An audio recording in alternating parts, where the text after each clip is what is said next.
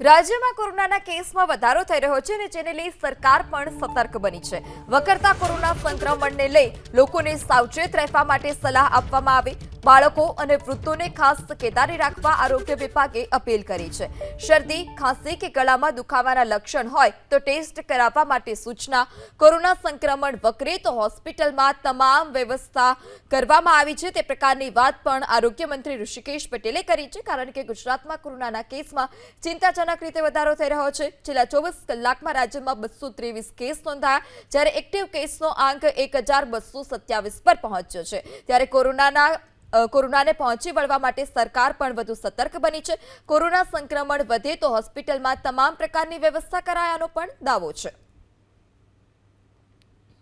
અત્યારે જે પણ પ્રકારના વેરિયન્ટ છે એ ઓમિક્રોન ફેમિલી એટલે કે કોવિડ ફેમિલીના જ આ વેરિયન્ટ છે, પરંતુ એ એટલા બધા ઘાતક નથી, પરંતુ સંક્રમણ થઈ રહ્યું છે। પરંતુ ગઈ વખતે તમે જોયું હોય તો 1ના 2, 2ના 4, 4ના 8 સતત ઉત્તર વધારો થઈ અને પછી ઓલ ઓફ એ ડિક્રીઝ થયા।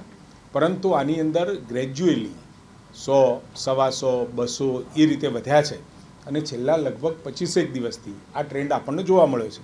પરંતુ આ એવો કોઈને નુકસાન પહોંચાડી શકે, મોર્ટાલિટી થાય એ પ્રકારનો ટ્રેન્ડ નથી, પરંતુ સાચવવું ચોક્કસ જોઈએ, સાવચેત ચોક્કસ રહેવું જોઈએ।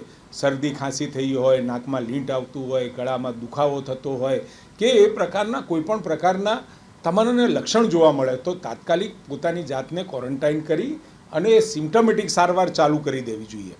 અને ખાસ કરી સાચવવાનું કોને છે?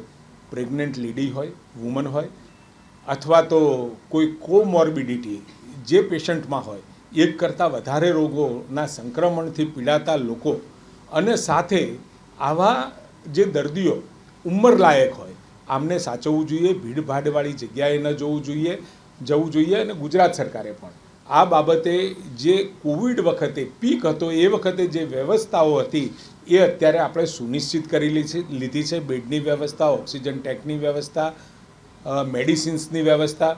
ગુજરાતમાં એટલું બધું ગંભીર નથી, છતાં પણ કેસ ભલે વધતા હોય પરંતુ સતત મોનિટરિંગ આપણે એનું કરી રહ્યા છીએ।